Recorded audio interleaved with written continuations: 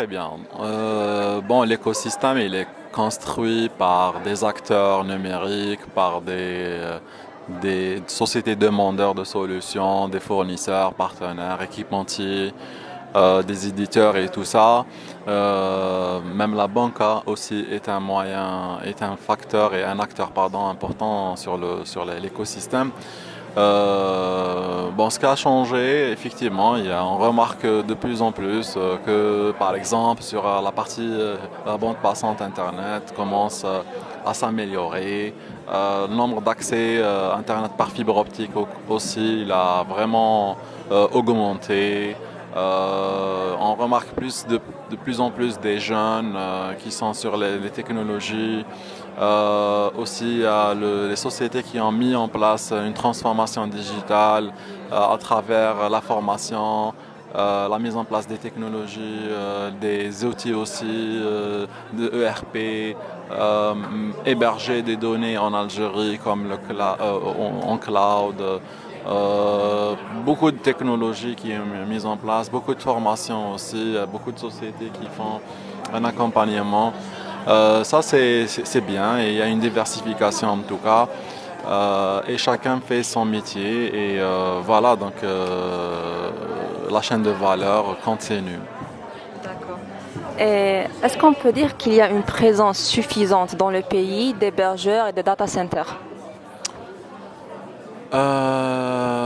Oui et non. Alors pourquoi oui? Parce qu'en fait le besoin n'y est pas beaucoup.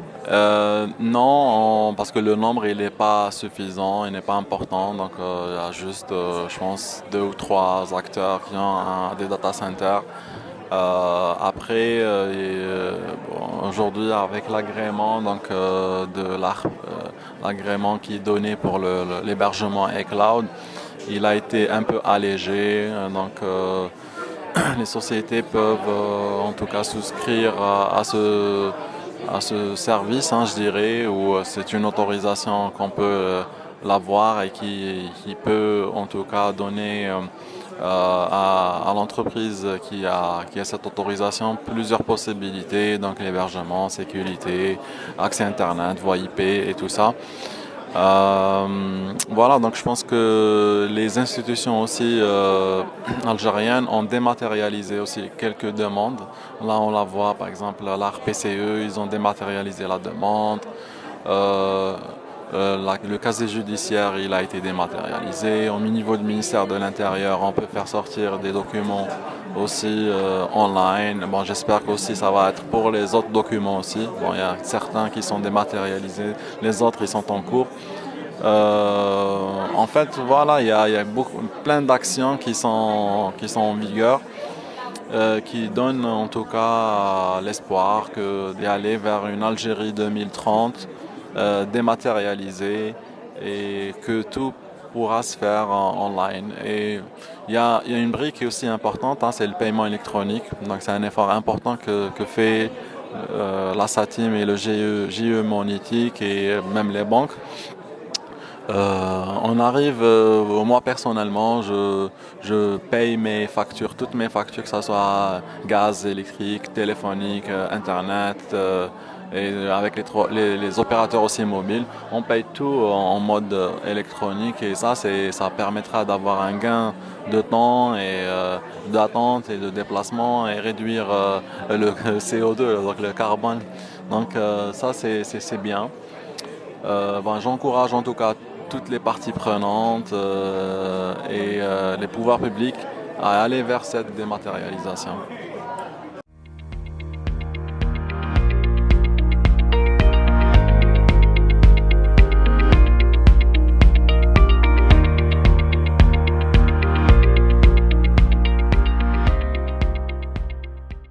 Chez nous, on est pratiquement une soixantaine de collaborateurs. Effectivement, il y a un manque de ressources humaines, mais ce manque de ressources humaines, il est justifié pour la simple raison que les SS2I ne euh, forment pas les jeunes chefs, les jeunes diplômés. D'où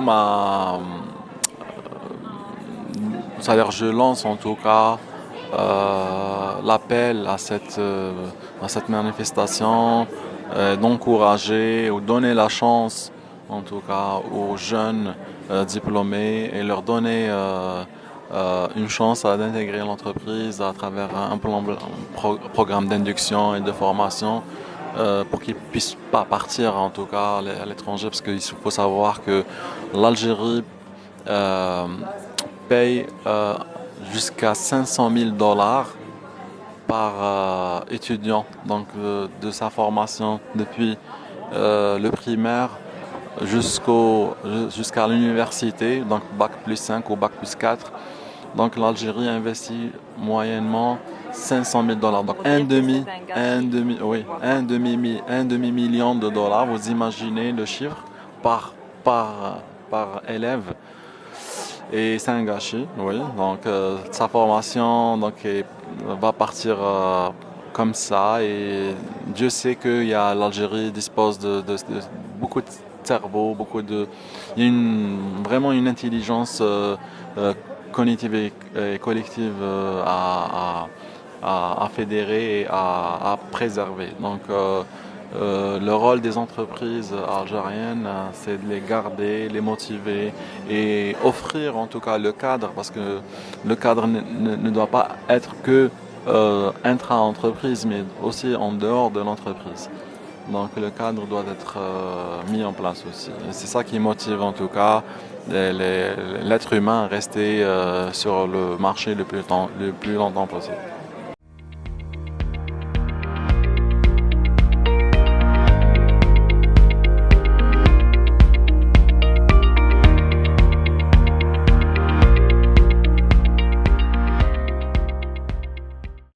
Aujourd'hui, on est sur le cloud, hein, donc on peut héberger la donnée en Australie, en Chine, là où on veut. Mais, euh, mais je suis d'accord avec vous, là, quand vous dites la proximité, effectivement, il faut que la donnée soit la plus proche au niveau utilisateur, afin que l'accès à cette information devienne rapide.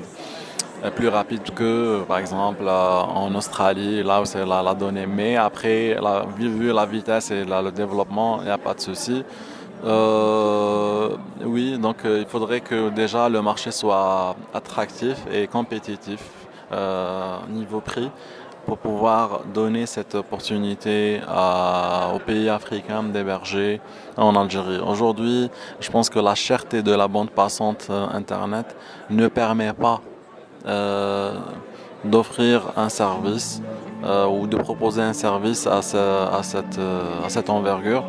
Moi, je pense qu'il faudrait revoir certains points pour pouvoir être compétitif, notamment le foncier, la bande passante, l'énergie dans le domaine du data center. Comme ça, pour encourager les sociétés ou les acteurs à construire les data centers et proposer des services managés.